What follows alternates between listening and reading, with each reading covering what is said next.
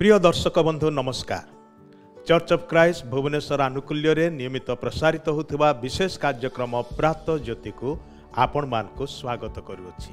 एही कार्यक्रम नियमित देखिबा द्वारा एवं ईश्वरंकर वाक्य शुणिबा द्वारा आपणक जीवन रे निश्चय उपकार पाउछंती, आत्मिक भाव में अनेक आशीर्वाद प्राप्त होउछंती। सेथिपाई आमाने प्रभु को धन्यवाद जणाउछु।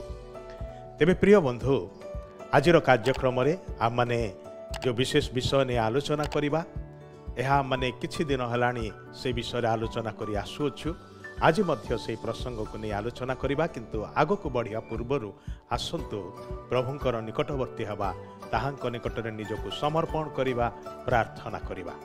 स्वर्गस्थ पिता, तुमरो धन्यवाद करूछु, तुमरी पवित्र नामर गौरव करूछु। आम्मान को तुमे केते अनुग्रह करी आउ गोटे दिन देखिबार सुजोग देई अछ।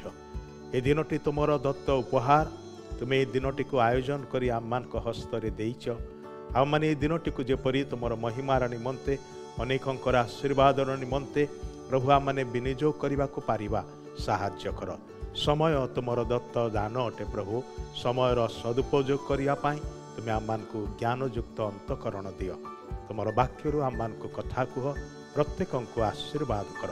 यही प्रार्थना निवेदन परित्राणकर्ता मुक्तिदाता प्रभु जीशु ख्रीष्ट नाम रे उत्सर्ग करुछु। आमेन।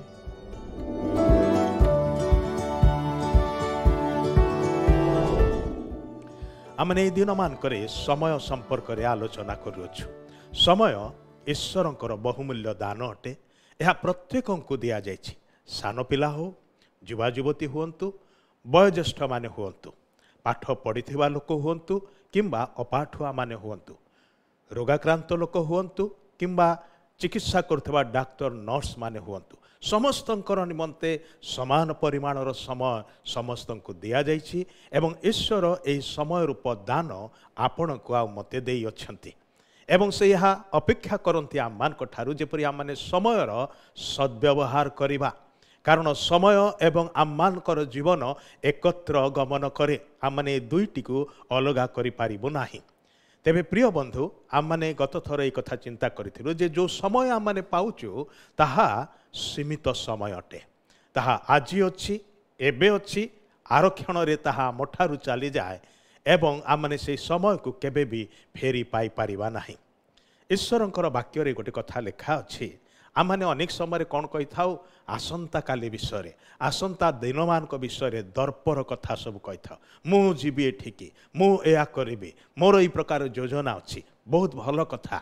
भविष्यत विषय चिंता करिबा, संकल्प करिबा बड़ सुंदर विषय अटे। किंतु आमने कथा भूली जिबा नाही जे समय आमर हाथ मुठारे नाही। समयर स्रोत प्रवाहित होउची एवं बही जाउथिबा ए समयरु आमको किछि किणी नेबाको हबो बा उद्धार करने को हम, निजर निमंते मुक्त करने को हम, जद्वारा कि आमने से समय सद्व्यवहार करिपारिबा। ईश्वरंक वाक्य कथा लिखा अछि याकूब पुस्तक 4 पर्वर 14 पदरे, किंतु काली कौन घटिब ताहा तो तुम्हे माने जानो नाही। तुम्भमानकर जीवन कौन, क्षणे के दृश्य हुई अदृश्य हुए जो बाष्प, तुम्हे माने तो ताहा सदृश। पुणी ईश्वरंकर वाक्य गीत संहिता तार 39 गीतर 4 एवं 5 पदरे प्रकार लिखा अछि। यह गोटे प्रार्थना। भक्त ईश्वर ठारे यही प्रार्थना करुअछंती, हे सदा प्रभु, मोहर अंतिम काल और मो दिनर परिमाण कौन मते जणाओ। मु किपरि क्षण काल स्थायी यह जानिबा को दियो। देख, तुम्हे मोहर दिन केतेक मुष्टि परिमित करियछ। मोहर आयु तुम्भ दृष्टि रे अवस्तु तुल्य।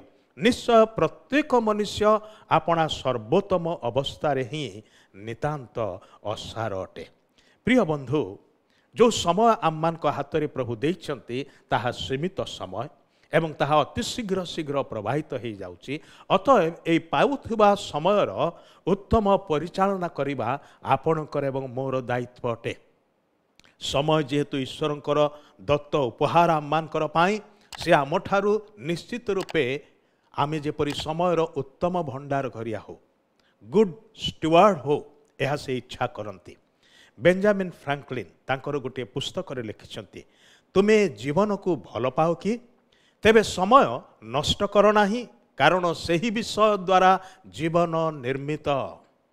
जीवन भल पाओ कि तेबे समय नष्ट कर नाही, कारण सही समय द्वारा ही जीवन निर्मित। आम मैंने एठारे घंटाए सेठारे घंटाए ए प्रकार भावरे समय को नष्ट करिबा बड़ सहज अटे, किंतु नष्ट हेउथिबा घंटा गुड़िक ताहा दिन रे परिणत हुए, ताहा सप्ताह रे परिणत हुए, मास एवं वर्ष रे परिणत होइथाए। सेथिपाई ज्ञानी सोलोमन अलसुआ विषय कथा कहती जे कि समयर मूल्य जाने नाही, समय को बर्बाद करिक चले, समयर व्यवहार करि पारे नाही, ताकू कहा जायछि रे अलसुआ तू पिंपुड़ी पाखकु जा, ता पाखरु सीख। जड़े उत्तम भंडार घरिया भावरे आपणकर समयर सदुपयोग करने आवश्यक अटे। अलसुआ हुअंतु नाही, विशेष करी समयर सदुपयोग करने विषय किंबा केवल आपणकर निज निमंते पाउथिबा सबु समय को खर्च करंतु नाही। तथापि आपण निजे समयर जणे उत्तम परिचालक होई पारिबे नाही। ईश्वरंकर वाक्य हितोपदेश 6 अध्याय 6 पदरु 9 पदरे प्रकार लेखा अछि, हे अलसुआ तुम्हें पिंपुड़ी पाखकु जाओ, ताहार क्रिया विवेचना कर ओ ज्ञानी हुआ। ताहार विचारकर्ता कि अध्यक्ष कि प्रभु केही नथिले हैं, से ग्रीष्म काल रे आपना खाद्य प्रस्तुत करे, पुणी फसल समय रे आहार संचय करे। हे अलसुआ तुम्हें केते काल सोई रहिथिब, तुम्हें केते काल निद्रा भांगी उठिब, तुम्हें केते बेले निद्रा भांगी उठिब। आउ टिके सोइले, आउ टिके ढोळाइले, आउ टिके निद्रा जीवा पाए हाथ भिड़ी मोड़ी हेले तुम्भर दरिद्रावस्था खंट परी, पुणी तुम्भर दीनता ससज्ज लोक परी उपस्थित हब। प्रिय बंधु, एक गुरुत्वपूर्ण विषय जहाँ एठारे कहा जाइछि, आमर मालिक कर्ता होछंती सृष्टिकर्ता परमेश्वर, ताहांकठारु चालना एवं मार्गदर्शन पाइबा आममानकर बड़ जरूरी अटे, विशेष करिकी समय को खर्च करिबा विषय रे। आउ एहा पाइबार निमंते तांको सहित एक व्यक्तिगत संपर्क आवश्यक करे। ताहांकु न जानिले, ताहांको सहित संपर्क रे न आसिले आम माने तांको ठारु निर्देश पाई पारिबा नाही, से कोन चाहंती ताहा जानि पारिबा नाही। ईश्वरंकर एक निर्दिष्ट उद्देश्य अछि आपणकर निमंते एवं आपणको दिया जाउथिबा समयर निमंते, सेथिपाई ताहा जानिबा नितांत जरूरी अटे। आमर समस्त समय ताहांको हातरे अटे। गीत संहिता 31 अध्याय 15 पदरे से विषय लिखा जाउछि, तांकर उद्देश्य पूर्ण करिबा पाई से आपणको समस्त समय देई अछंती। प्रार्थना करिवार निमंते समय देइछंती, ताहांकर वाक्यरु शिक्षा ग्रहण करिवार निमंते समय देइछंती, सेतिपाई ताहा करंतु एवं तद्वारा ईश्वरंकर इच्छा को आपण जानंतु, समयर सद्व्यवहार करंतु। मने रखंतु, समय को हत्या करंतु नाही। आज आममानकर समय एठी सरी आसीछि, सेतिपाई आसु आमने प्रभुंकर मुख अन्वेषण करिबा, ताहांकर साहाय्य मागिबा, प्रार्थना करिबा।